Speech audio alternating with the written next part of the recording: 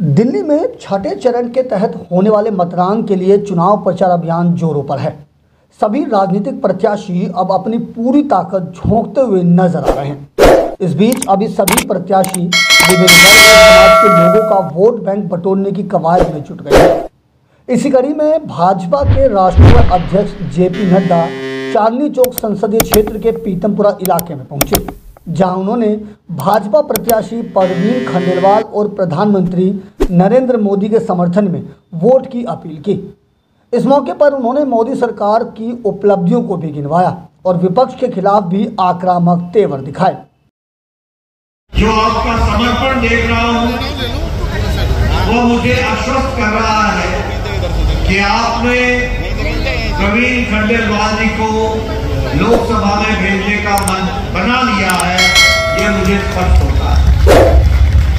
और इसके साथ साथ आपने ये भी संकल्प लिया है कि प्रधानमंत्री मोदी जी को तीसरी बार प्रधानमंत्री बनाना है और देश के भविष्य को विकसित भारत के संकल्प को पूरा करना।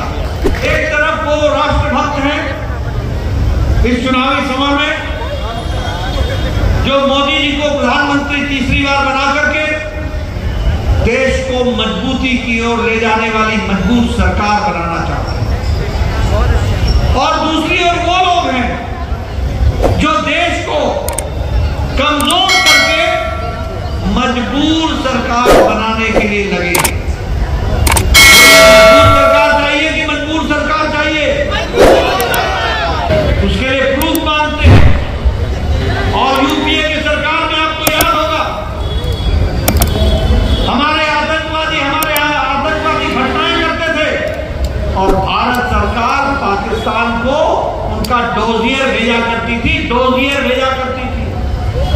और मोदी जी ने कहा है जो आतंकवादी जहां से गोली चलाएगा गोली बंद मत करना, जब तक कि उस गोली चलाने वाले को शांत न कर दो तब तक चुप न हो। एक तरफ वो सरकार थी जो कश्मीर में आतंकवादियों को प्रधानमंत्री कार्यालय में बुलाकर वार्ता करती थी और बिरयानी खिलाती थी, ये मजबूर सरकार। और मोदी जी के राज में मजबूत सरकार कि कश्मीर में धारा 370 को धाराशाही कर दिया और आज कश्मीर आपके संविधान का अटूट अंग बन करके खड़ा हो।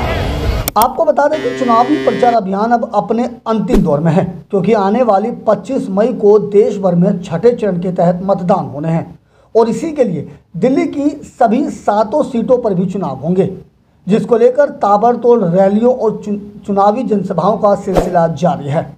लिहाजा अब देखना लाजमी होगा कि इस चुनावी रण में कौन जीत हासिल करता है और किसको शिकस्त मिलती है।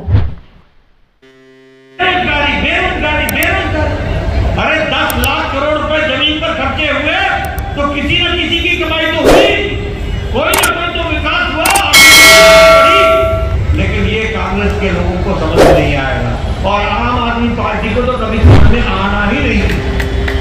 ये ऐसे लोग। इसलिए मित्रों, आप बताइए, आज 80 करोड़ की जनता को मोदी जी 5 किलो गेहूं या 5 किलो चावल और 1 किलो दाल दे रहे हैं कि नहीं दे रहे?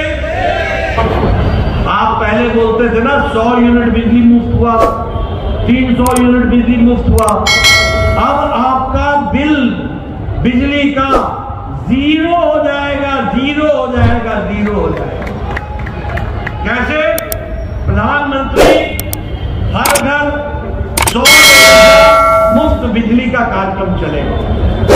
सौर ऊर्जा से बिजली हर घर को दी जाएगी।